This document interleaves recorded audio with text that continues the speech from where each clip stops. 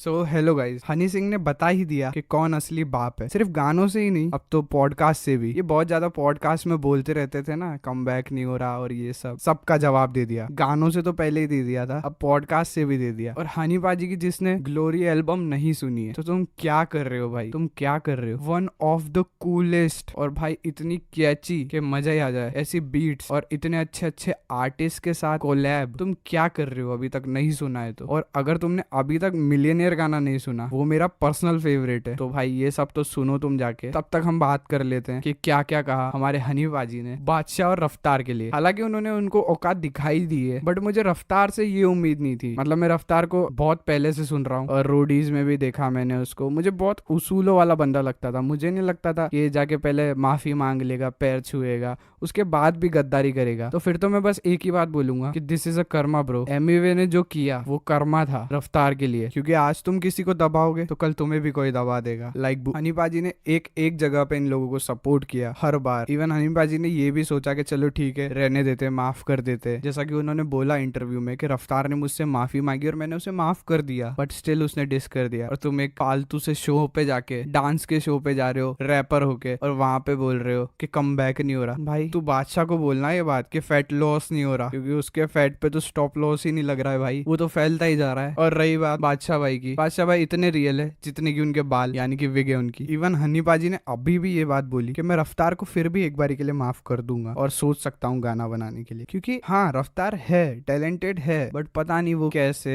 और क्यों बादशाह से जुड़ा हुआ है अभी तक। मतलब सच में टैलेंटेड तो है रफ्तार, ये तो मैं आज भी बोलूंगा और मैं हर बार बोलूंगा। मुझे रफ्तार पसंद है काफी। जब एमिवे और रफ्तार हुआ था तब भी काफी अच्छे ड्रॉप किए थे उन्होंने गाने, दोनों नहीं। But on the other hand बादशाह मुझे बहुत टैलेंटलेस लगता है। वो सिर्फ ऑटो ट्यून और कुछ नहीं। और मेरे को ये तो सब दुनिया ही जानती है कि वो घोस्ट राइटिंग खुद करवाता है और फिर बादशाह हनी पाजी के ऊपर नाम लगाता है। और ये लोग इतने बड़े हो गए क्या, हनी पाजी को अब डायरेक्ट हनी बोलते हैं। और ये नहीं ब्रो, ऐसे नहीं चलती दुनिया, पॉइंटलेस बातें करता है तू। इसलिए तो हनी पाजी ने तुझे क्लाइंट बोल दिया। तू कभी माफिया मुंडीर नहीं था, तू बस हनी पाजी के लिए क्लाइंट था। चीज को अब भी याद कर ले और हमेशा याद रख ले, लिख ले इसको कहीं पे। शाहरुख खान से एक डायलॉग बुलवाना is not a big deal bro. Honey पाजी ने शाहरुख खान से लुंगी डांस करवाया है, समझ रहा है तू। जिस गाने को उन्होंने बोला है कि फालतू गाना था, तू देख ले क्या लेवल है ब्रो तेरा। और सच में इन दोनों के पास और कोई काम नहीं है। हनी सिंह हनी सिंह हनी सिंह, बस यही करते रहते हैं और इसी से ये खाना चाहते हैं और इसी से ये घर चलाना चाहते हैं। खैर रफ्तार को तो उसका कर्मा मिल ही चुका है, बट बादशाह अब खुद ही मान चुका है। और अभी लास्ट कोई शो के अंदर बोलता था कि जो भी हुआ हम माफी मांग रहे हैं, ऐसा कुछ बोला था उसने। बट अब हनी बाजी को माफ नहीं करना, सही है भाई। तुम एक बंदे को कितना गिराने की कोशिश कर रहे हो, माफ करने के बाद भी तुम उस पर डिस्ट्रैक्ट्स निकाल रहे हो। और तुम्हें इतना सपोर्ट किया उसने शुरुआत में, जब तुम्हें कोई नहीं जानता था, तब वो बंदा तुम्हारे लिए खड़ा रहा, अड़ा रहा। और तुम लोगों ने क्या करा, उसे ही नीचे गिराने की कोशिश कर दी, बट तुम गिरा कभी नहीं पाए। That's the fact. अब भले तुम कितना कह दो गाने हमने लिखे थे,